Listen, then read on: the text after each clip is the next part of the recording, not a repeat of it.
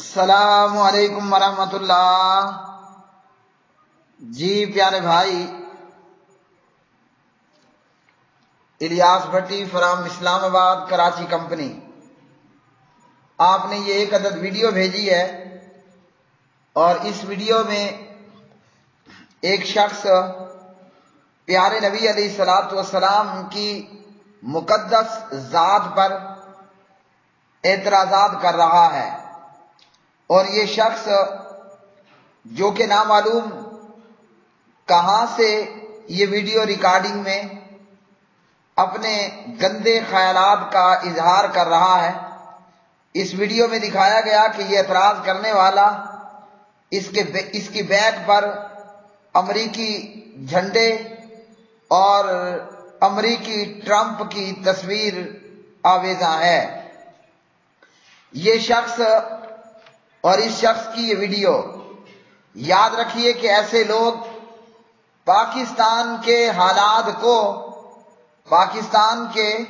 حالات کو خراب بنانے کے لیے اور ملک پاکستان میں یا مسلمانوں میں انارکی پیدا کرنے کے لیے اس قسم کے اوچھے ہتھکنڈے استعمال کرتے ہیں، اور پیغمبر اسلام جناب حضرت محمد بن عبداللہ بن عبد المطلب محمد الرسول اللہ صلی اللہ علیہ وسلم کی پاک مطہر مقدس ذات پر اپنی جہالت کی وجہ سے یا ضد اور عناد کی وجہ سے یا اسلام کی دشمنی اور مسلمانوں سے دشمنی کی وجہ سے پیارے نبی جناب محمد الرسول اللہ صلی اللہ علیہ وسلم کی ذات پر اور آپ کی رسالت پر ناکام حملہ آور ہوتے ہیں۔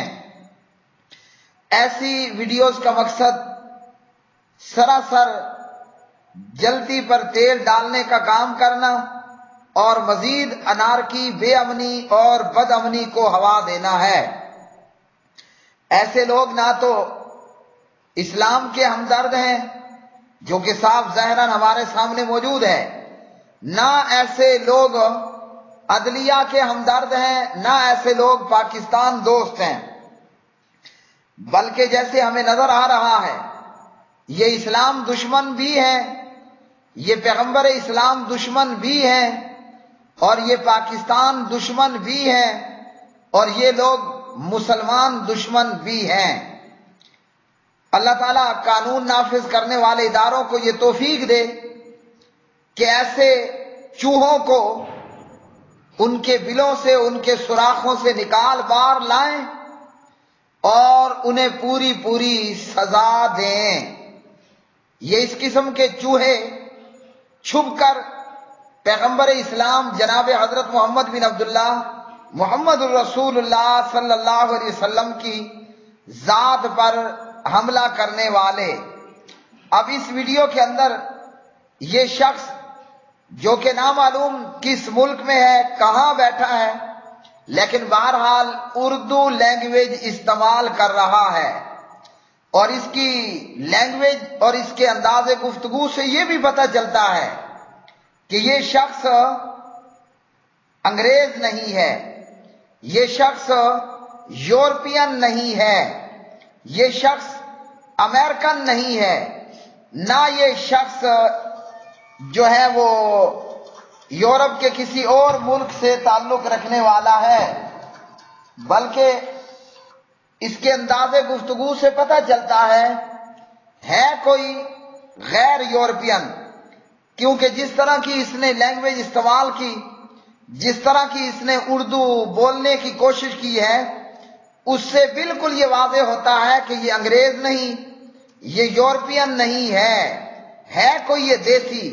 لیکن بہرحال یہ چوہا کہاں موجود ہے یہ نامعلوم ہے، اور اس چوہے نے یعنی چھپ کر یہ وار کرنے والا اور چھپ کر گستاخی کا ارتکاب کرنے والا یہ شخص، جس نے اپنے بیک گراؤنڈ پر امریکی جھنڈے لگا رکھے ہیں، اور اسی طرح اس شخص نے پیچھے امریکی ٹرمپ کی تصویر بھی لگا رکھی ہے، لیکن اس کا لہجہ ٹوٹلی طور پر یہ بتا رہا ہے کہ یہ نہ انگریز ہے، نہ یورپین ہے، نہ امریکن ہے، نہ یہ انگلینڈ ہے، یہ جو کوئی بھی ہے لگتا یہ پوری طرح دیسی ہے۔ بہرحال اس شخص نے اپنی اس ویڈیو کے اندر آسیہ مسیح کے حوالے سے بات کی کہ آسیہ مسیح کے تعلق سے جو الفاظ بیان کیے جاتے ہیں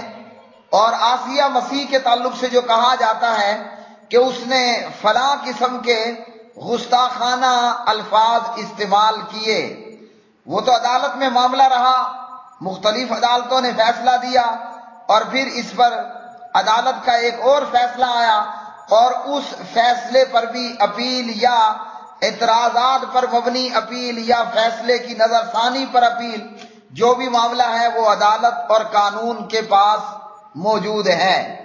جو عدالت درست سمجھے گی وہ فیصلہ اسی طرح دے گی یا جو وہ فیصلہ دے چکی ہے۔ تو لوگوں کو اس بات میں خیال رکھنا چاہیے، ایسے لوگ جلتی پر تیل کا کام کرتے ہیں، انارکی، بے امنی اور بد امنی کو ہوا دینے کی کوشش کرتے ہیں۔ نہ یہ مسلمانان پاکستان کے دوست ہیں اور یاد رکھ لیجئے نہ یہ اہلیان پاکستان کے دوست ہیں، یہ مسلمانان عالم اور مسلمانان پاکستان اور اہلیان پاکستان کے بھی دشمن ہیں۔ اس لیے کافر بھی ایسی ویڈیوز پر ہرگز خوش نہ ہو، بلکہ یہ جہاں مسلمانان پاکستان اور مسلمانان عالم کے دشمن ہیں، وہیں ایسے قسم کے لوگ وہ اہلیان پاکستان کے بھی دشمن ہیں۔ نبی علیہ الصلوۃ والسلام کی ذات پر نعوذ باللہ من ذالک اس مردود کے یہ اعتراضات، تو انشاءاللہ ان اعتراضات کا جواب نبی علیہ الصلوۃ والسلام پر نازل شدہ وحی کی روشنی میں انشاءاللہ میں عرض خدمت کرتا ہوں۔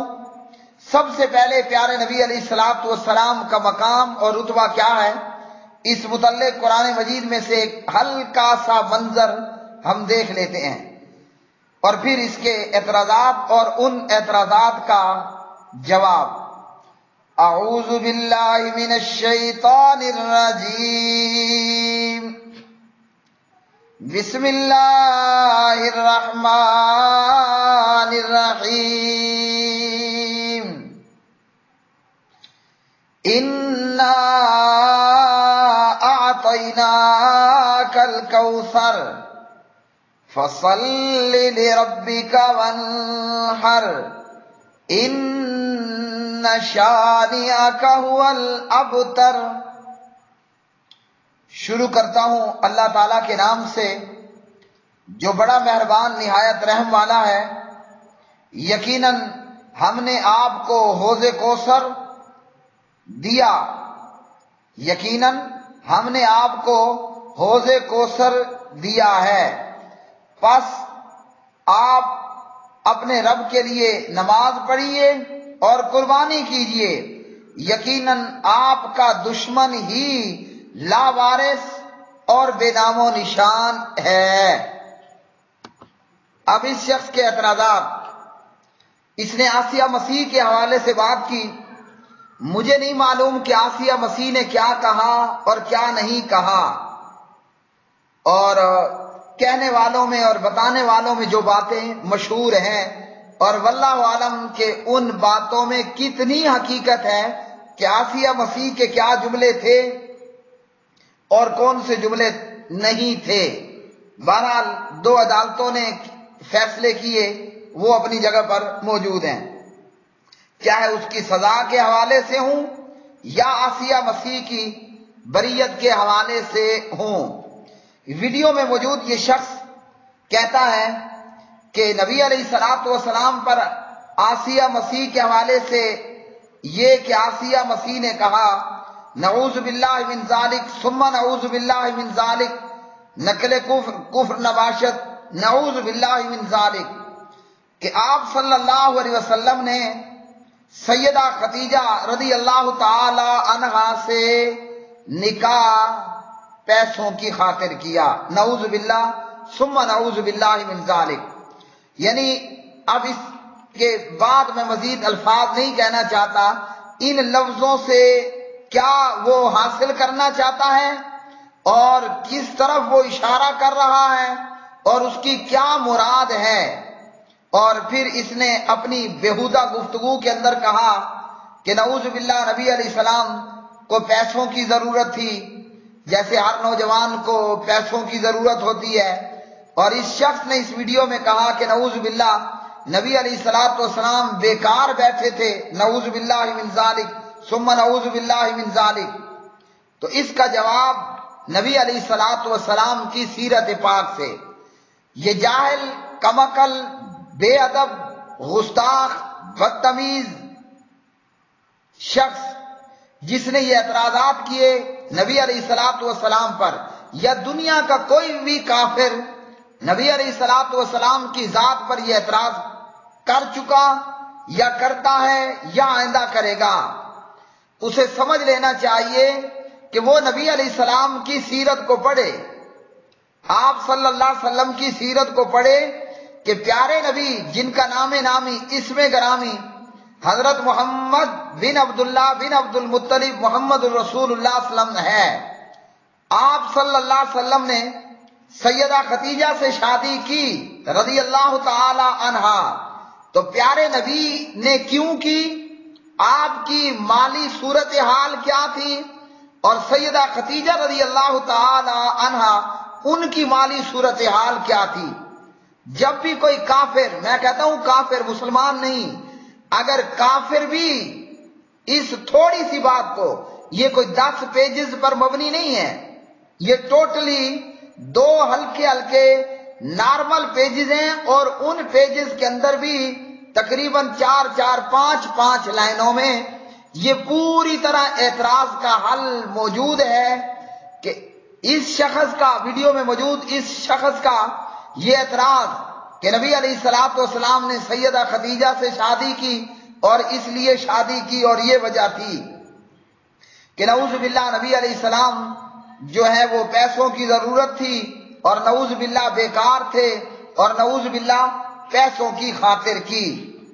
تو اس شخص کے لیے بھی اور تمام سننے والوں کے لیے بھی، اے کافرو، پڑھ لو پیارے نبی، ہمارے نبی محمد الرسول اللہ صلی اللہ علیہ وسلم کی سیرت، آپ کو صرف ٹوٹلی 5 منٹ چاہیے ہوں گے، دودھ کا دودھ ہوگا، پانی کا پانی ہوگا۔ اعتراضات جتنے بھی بڑے کوئی لے کر آ جائے حضرت محمد الرسول اللہ صلی اللہ علیہ وسلم کی ذات اقدس پر، وہ بھلے K2 پہاڑ جتنے ہوں، منٹوں میں، سیکنڈوں میں اس کا جواب۔ اب سنیے جواب نبی علیہ السلام، یہ اس شخص نے کہا نا کہ نبی علیہ السلام پیسوں کی ضرورت تھی اور فلاں، ایسا قطعا نہیں ہے، پیارے نبی تو خود مالی طور پر مستحکم تھے۔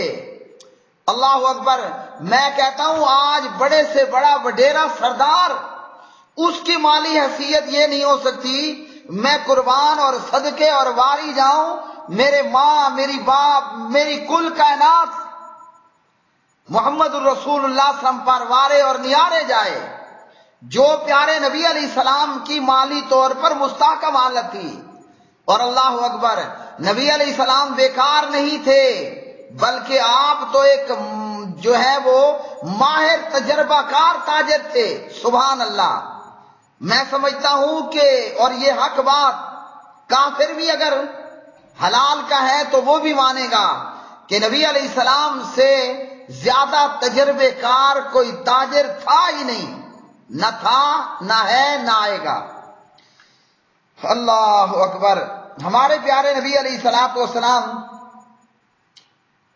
جو ہے وہ بچپن میں بکریاں چرایا کرتے تھے، اور اس سے الحمدللہ نبی علیہ الصلوۃ والسلام کی آمدنی کے ذرائع تھے۔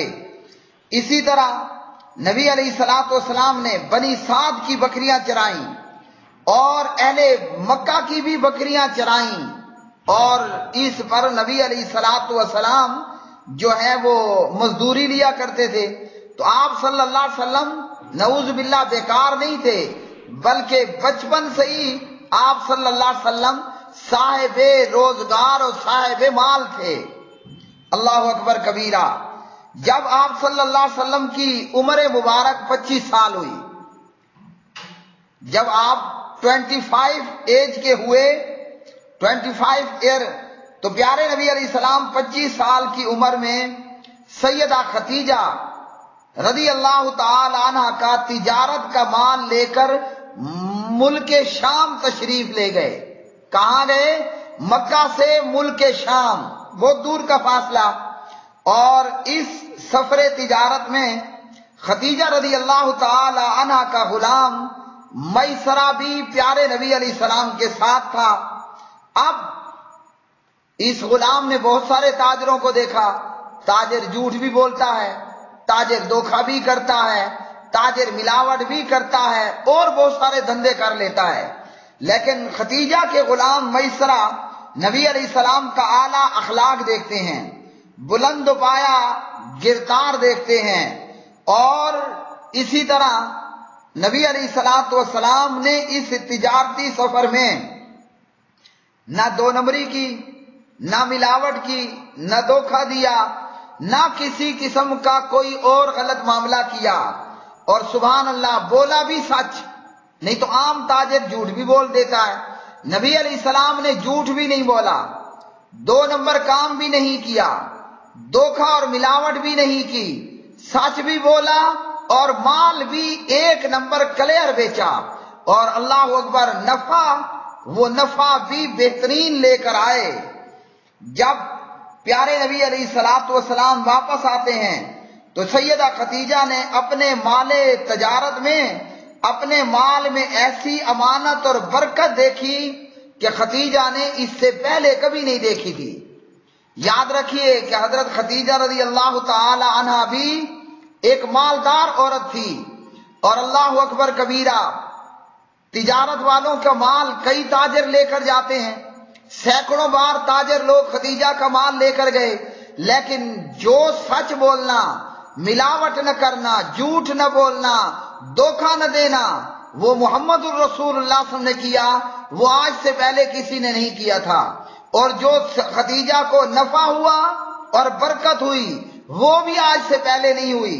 ادھر خدیجہ کے غلام میسرہ جب نبی صلی اللہ علیہ وسلم کی سیرت سے آگاہ کیا تو حضرت سیدہ خدیجہ رضی اللہ تعالی عنہ اسی ہیرے ہی کی تو تلاش میں تھی۔ اے ظالم، اعتراض کرنے والے بے ایمان کافر، اللہ تعالیٰ تجھے ہدایت دے، نہیں تو دنیا آخرت میں ذلیل اور رسوا ہونا یہ تیرا مقدر ہے۔ سیدہ خدیجہ رضی اللہ تعالی عنہ سے نکاح کے لیے بڑے بڑے تاجروں، سرداروں، وڈیروں نے نکاح کے پیغام بھیجے تھے، لیکن حضرت خدیجہ نے کسی سے بھی نکاح نہیں کیا۔ کیوں؟ پتہ تھا کہ وہ سارے خدیجہ رضی اللہ تعالی عنہ کی دولت پہ نظر رکھے ہوئے ہیں۔ لیکن جب محمد الرسول اللہ صلی اللہ علیہ وسلم کی باری آئی اور آپ کی سیرت دیکھی، اپنے تجارت میں سیدہ خدیجہ نے نفع دیکھا، تو سبحان اللہ، تو نے تو اے ظالم اور کافر یہ کہا کہ محمد الرسول اللہ صلی اللہ علیہ وسلم نے خدیجہ سے نکاح اس لیے کیا، لیکن حقیقت اس کے الٹ ہے۔ حقیقت اس کے الٹ ہے، اور الٹ حقیقت کیسے بیان کی گئی؟ اصل حقیقت یہ ہے کہ نبی علیہ الصلوۃ والسلام کے ساتھ نکاح کا ہونا اور نکاح کا خواہش مند ہونا یہ سیدہ خدیجہ رضی اللہ تعالی عنہ کے ذہن میں آیا۔ سیدہ خدیجہ نے جو ہے وہ اپنی سہیلی نفیسہ سے بات کی کہ میرا ارادہ ہے محمد صلی اللہ علیہ وسلم سے نکاح کرنے کا، تو نفیسہ نے جا کر نبی علیہ الصلوۃ والسلام سے بات کی کہ خدیجہ آپ سے نکاح کرنا چاہتی ہے۔ اے ظالم کافر، تیرا اعتراض نبی علیہ السلام پر کہ نبی علیہ السلام نے خدیجہ سے اس لیے شادی کی، یہاں حقیقت یہ ہے کہ خدیجہ نے نبی علیہ السلام کو شادی کا پیغام بھیجا اپنی سہیلی کے تھرو، اپنی سہیلی کے ذریعے۔ نبی علیہ الصلوۃ والسلام نے اس معاملے میں اپنے چچاؤں سے بات کی، اور نبی کے چچا محمد الرسول اللہ صلی اللہ علیہ وسلم کے چچاؤں نے حضرت خدیجہ کے چچا سے بات کی اور شادی کا پیغام بھیجا۔ یوں حضرت محمد بن عبداللہ صلی اللہ علیہ وسلم اور سیدہ خدیجہ رضی اللہ تعالی عنہا کی شادی ہوئی۔ اس ویڈیو میں اس ظالم نے یہ باور کرانے کی کوشش کی اور نبی علیہ السلام کی ذات پر انگلی اٹھائی، جبکہ حقیقت یہ ہے کہ نبی علیہ السلام سے شادی کی خواہشمند سیدہ خدیجہ ہوئی۔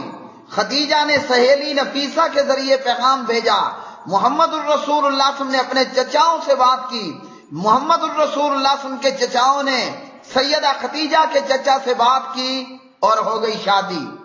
اب اس ظالم اور خبیث الفطرت انسان نے اس ویڈیو میں یہ کہا کہ نبی علیہ الصلوۃ والسلام کو پیسوں کی ضرورت تھی۔ ظالم، میں تجھے بتاؤں کہ ہمارے نبی جناب حضرت محمد بن عبداللہ محمد الرسول اللہ صلی اللہ علیہ وسلم مالی طور پر کتنے مستحکم تھے۔ آپ نہ پیسوں کی ضرورت تھی، نہ پیارے نبی پیسوں کے نعوذ باللہ لالچی تھے، بلکہ پیارے نبی تو اپنی زندگی میں جب سے آپ نے ہوش سنبھالا یتیموں کے ملجا، غریبوں کے ماوا تھے۔ وہ تو لوگوں کی مدد کرنے والے اور امداد کرنے والے تھے۔ میں تجھے ثبوت دوں کہ کیسے ہمارے نبی حضرت محمد بن عبداللہ محمد الرسول اللہ صلی اللہ علیہ وسلم مالی طور پر مستحکم تھے۔ ثبوت کیا ہے؟ نبی علیہ الصلوۃ والسلام کی شادی ہوتی ہے سیدہ خدیجہ رضی اللہ تعالی عنہا سے، اور یہ ملک شام کے سفر کے واپس آنے کے 2 مہینے کی بعد کی بات ہے۔ آپ صلی اللہ علیہ وسلم کا نکاح خدیجہ سے ہوا۔ سن اے ظالم، کافر، بے ایمان، آپ صلی اللہ علیہ وسلم نے مہر میں، حق مہر میں سیدہ خدیجہ کو 20 اونٹ دیے۔ اللہ اکبر! کتنے اونٹ ہو؟ 20 اونٹ۔ اور اگر آج ہم کم از کم اونٹ کی قیمت، ویسے آپ کو یاد ہونا چاہیے عرب اونٹوں کی اعلیٰ نسل کی قیمت بھی اعلیٰ ہوتی ہے، لیکن بہرحال اگر ایک ہلکا سا اندازہ، یہ معمولی اندازہ لگا رہا ہوں میں، کافر، بے ایمان، بد شکل، بد کردار، بد اعمال، بد صورت، سن، اگر کم از کم ایک اونٹ کی قیمت ہم 1 لاکھ بھی لگا لیں، مجھے بتا 20 اونٹوں کی قیمت کتنی بن رہی ہے؟ ہاں جی، 20 لاکھ روپے۔ جو بندہ اپنی ہونے والی بیگم کو، منکوحہ کو 20 لاکھ حق مہر دے، اسے پیسوں کی ضرورت ہوتی ہے؟ اللہ کے بندے، وہ تو خود ماشاءاللہ سب سے بڑا پیسے والا، وہ تو سب سے بڑا مالدار ہوا۔ جو بندہ اپنی بیوی کو حق مہر میں 20 لاکھ روپے دے دے، بتا وہ غریب بندہ ہوتا ہے؟ کیا خیال ہے؟ تیری عقل پہ ہوئی اللہ کی مار، تیری شکل پہ، تیری زبان پہ ہوئی اللہ کی مار اور پھٹکار۔ تو نے ہمارے نبی کو یہ بتایا کہ اسے پیسوں کی ضرورت تھی؟ ہمارے نبی نے، یہ نبی کی پہلی شادی ہے، یہ محمد بن عبداللہ محمد الرسول صلی اللہ علیہ وسلم کا پہلا نکاح ہے۔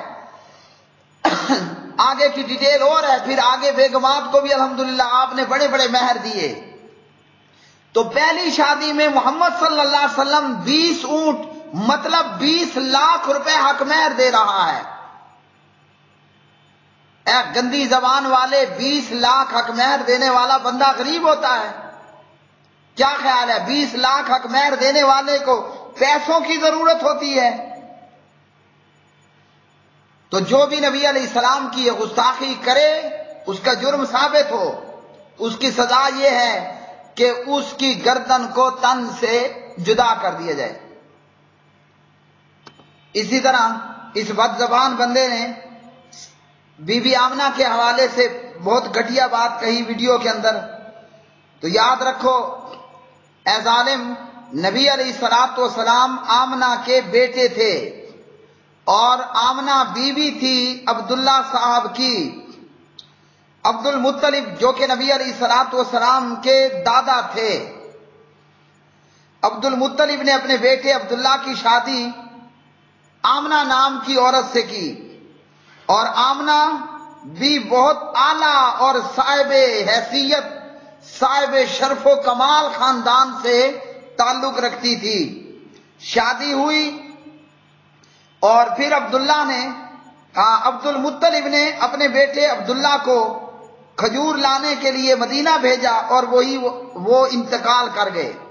بعض اہل سیرت نے لکھا کہ نبی علیہ السلام کے والد عبداللہ بی بی آمنہ کے خاوند عبداللہ تجارت کے لیے ملک شام گئے اور واپس آتے ہوئے مدینے میں آ کر بیمار ہو کر فوت ہوئے۔ نبی علیہ السلام جو ہے وہ ان کی وفات سے پہلے پیدا ہوئے۔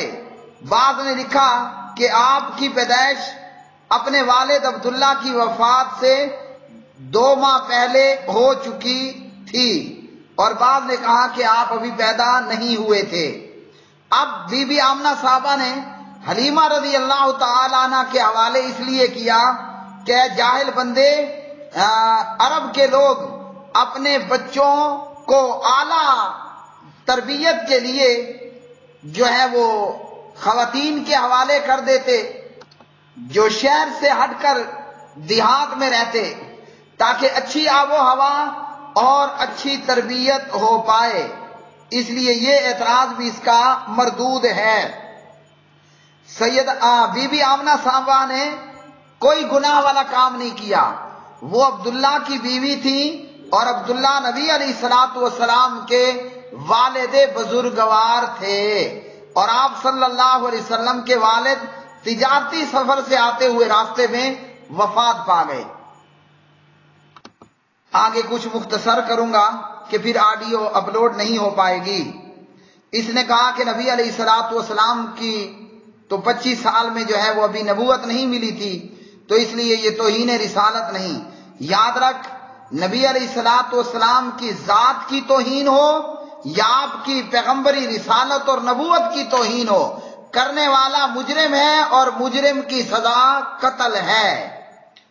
آپ صلی اللہ علیہ وسلم کی ذات کی توہین ہو یا نبوت اور رسالت کی توہین ہو، حرام ہے، حرام ہے، حرام ہے۔ قرآن مجید ہے، پارہ نمبر 14 سورہ الحجر، آیت نمبر 72، لعمرک انہم لفی سکرتہم یعمہون، تیری عمر کی قسم، تیری زندگی کی قسم، بے شک وہ یقیناً اپنی مدہوشی میں بھٹکے پھرتے تھے۔ یہاں اللہ تعالیٰ نے آپ کی عمر، آپ کی زندگی کی قسم کھائی۔ اب زندگی نبوت سے پہلے کی بھی ہے اور زندگی نبوت کے بعد کی بھی ہے۔ محمد صلی اللہ علیہ وسلم کو 40 سال میں نبوت ملی اور اللہ نے آپ کی پوری زندگی کی قسم اٹھا دی، تو نبوت سے پہلی والی زندگی ہو یا نبوت کے بعد والی زندگی ہو، جو محمد بن عبداللہ بن عبد المطلب محمد الرسول اللہ صلی اللہ علیہ وسلم کی توہین کرے گا، اسے زندہ رہنے کا کوئی حق حاصل نہیں ہے۔ اسی طرح نبی علیہ الصلوۃ والسلام کی زندگی کے حوالے سے، آپ کی زندگی نبوت والی ہو یا نبوت سے پہلے والی ہو، جب آپ صلی اللہ علیہ وسلم کی نرینہ اولاد ایک دوسرے کے پیچھے فوت ہو گئی تو ابو جہل اور دیگر کافروں نے نبی علیہ الصلوۃ والسلام کی توہین کی اور آپ صلی اللہ علیہ وسلم کے تعلق سے بے ادبی اور گستاخی کی۔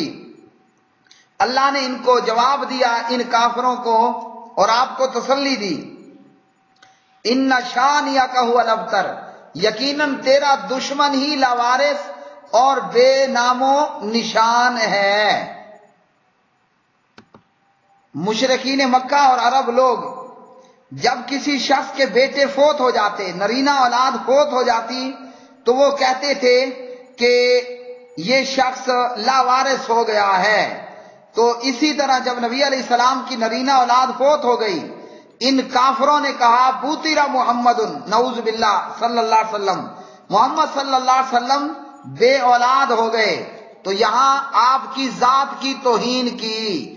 اللہ نے آپ کے دشمنوں کو جواب دیا، ان شانئک ھو الابتر، یقیناً تیرا دشمن ہی لاوارث اور بے نام و نشان ہے۔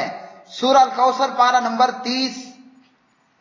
تو اے کافر، سن اور سمجھ کہ اللہ سبحانہ و تعالی کے اس عظیم پیغمبر اور تمام پیغمبروں کے حوالے سے یہ اصول ہے، محمد بن عبداللہ محمد الرسول اللہ صلی اللہ علیہ وسلم کی رسالت اور نبوت کی توہین ہو یا آپ کی ذات اقدس کی توہین کرنے والا ہو، جو مجرم ثابت ہوگا اس کو زمین پر زندہ رہنے کا کوئی حق نہیں، اور اس کی سزا یہ ہے کہ اس کی گردن کاٹ دی جائے گی۔